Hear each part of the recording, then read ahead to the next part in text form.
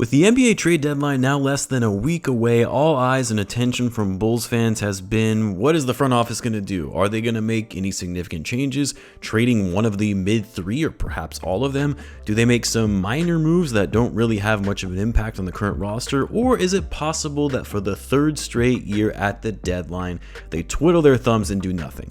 And while most of the focus leading up to the deadline has been centered around Lavine and whether the Bulls will be able to find a trade partner for him in an otherwise dry trade market, I actually wanted to focus on a different player for today's video and what the Bulls may or may not do with the trade deadline surrounding him. And yes, that's DeMar DeRozan, because the question I get asked often, or just seeing people making comments about it on Twitter, is, well, the Bulls can't let DeMar walk for nothing in free agency this summer. They either need to trade him between now and next week or extend him, maybe even a potential sign-in trade if need be. But while letting DeMar simply sign with another team this summer and the Bulls getting nothing in return is not ideal, at the same time, it's also not the worst possible outcome. What do I mean by that? Well, let's talk about it further. So what's going on, everyone? You're listening to Bulls Central here. Hope you're all doing well. Be sure to subscribe if you're not already and you like the content. About 50% of you watching are not subscribed, and it would mean a great deal to me to help the channel continue to grow, and in return, I'll be putting out more Bulls content like this. Now, when the Bulls signed DeMar DeRozan back in the summer of 2021 to a 3-year, $82 million deal, and to be clear, it was actually a sign-in trade when the Bulls actually sent Thaddeus Young, Al-Farouq Aminu, a second-round pick, and a first-round pick, top 10 protected, to the Spurs in that sign-in trade deal.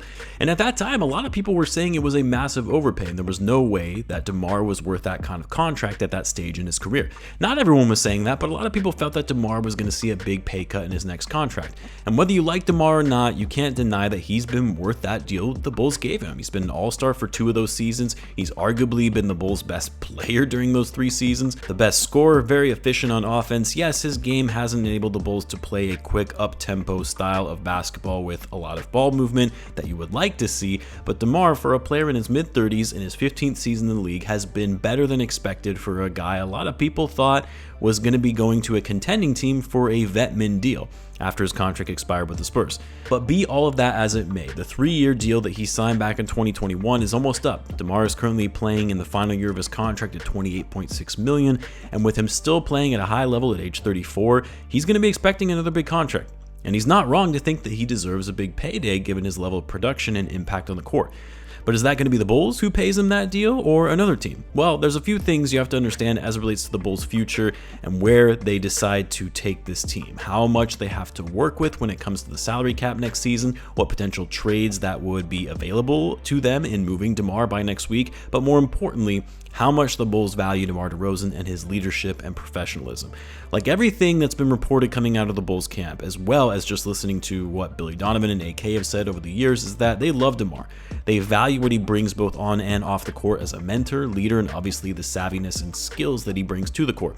So while I think most will say, well, they have to trade DeMar. He's going to be 35 this summer. You can't keep expecting him to play the way he has been, and you can't keep relying on him to close out games in the fourth quarter. And eventually you're going to have to start thinking about your future. And DeMar at his age is not going to be a part of that. And if you're saying that, you're not wrong. Like, as good as DeMar has been, he's not moving the needle for the Bulls, and the Bulls absolutely have to start focusing on their younger guys rather than keeping their older vets around and handing them out big contracts. But I just don't think the Bulls see it that way. They see value in keeping one of your vets that is a good influence on the younger guys and can help them navigate the NBA and teach them what is needed to win, rather than just putting a bunch of young guys on a roster and hoping they can figure things out together. Kind of like what we're seeing from the Detroit Pistons. So when people ask, is DeMar going to be getting traded? I find it very unlikely that he's going to be moved by the deadline.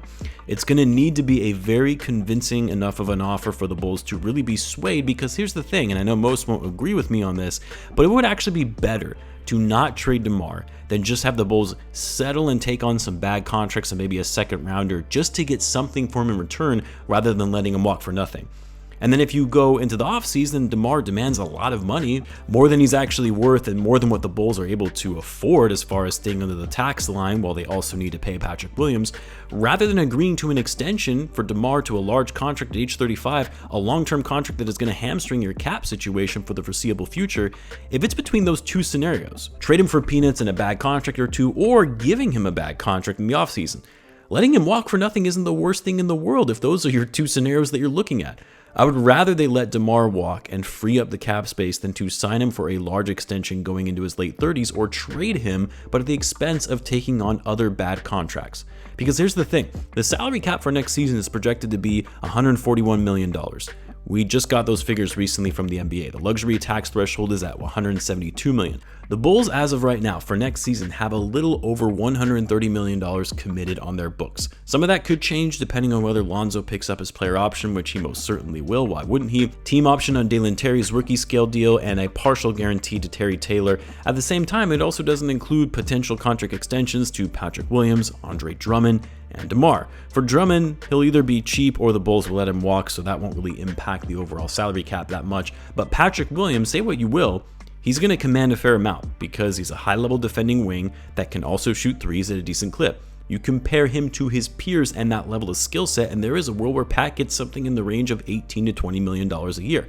Right there, that puts the Bulls at $150 million, with only $22 million left before hitting the tax line, which ownership is not going to allow the Bulls to exceed.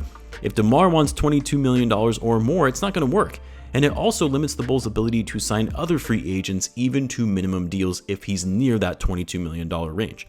Now, if DeMar is willing to take a team-friendly deal, a pay cut to enable the Bulls more flexibility with their cap sheet, that's a different story. But then you have to ask yourself, why would DeMar do that? Why would DeMar, at the tail end of his career, no championships to his name, be willing to take a pay cut to stay with this Bulls team? Like, let's be real here, the Bulls can barely make the playoffs. This isn't a situation in which a player takes a hometown discount. Players take discounts when they see they have an opportunity to contend for a title, and that's not the Bulls. He's not going to be willing to take a pay cut for the Bulls. DeMar's a good guy. He's loyal, has always been very professional, talks about how he loves playing in Chicago, but he's not stupid. And so if DeMar is looking at another big contract extension, knowing this likely will be his last big contract of his career, and it's a big enough contract that is negatively going to limit the Bulls on their payroll, then it's a no. You let DeMar walk. And if it means trading him for some other bad salaries, unless they're expiring deals as well, but if it's bad salaries that are going to be going into next season and beyond, then it's a no too. Have him play out the season, thank him for his service, and he goes elsewhere. Because the Bulls have to be thinking about their future, and if their future means they end up in a better cap position by not extending DeMar, then that's the way to go. Now, a lot of this could change depending on whether the Bulls do in fact get off Zach's contract, trade him for some expiring deals, because that moves $40+ million off your books for the next 3 seasons, and it also depends on if the Bulls apply for medical retirement on Lonzo's deal if they deem his injury to be career ending, and they get that $21 million off the books for next season. That completely changes their cap sheet for next season, which could afford DeMar a bigger payday. But even then, is it worth it? Is it worth paying DeMar over $20 million when he's in his mid-30s? I love DeMar, but I just don't see how that makes any kind of sense for the Bulls as it relates to their future. Now, I will do some kind of salary cap explanation video specifically for the Bulls, what they have on their sheet, what they have to work with for next season, but I'll do that after the trade deadline because the payroll could look a lot different by then. Might not look different at all because I think most of us are expecting the Bulls to do nothing, but you never know. So anyway, I'll have a more in-depth video on the Bulls salary cap situation now that we have the cap figures in from the NBA for next year. Let me know what you guys think as far as what the Bulls should do with DeMar going into the trade deadline as well as the offseason if they don't move him. Big game tomorrow for the Bulls, taking on the Sacramento Kings at the UC. I'll have a post-game video out for that. Be on the lookout for it. As always, be sure to subscribe, and I will see you guys in the next one.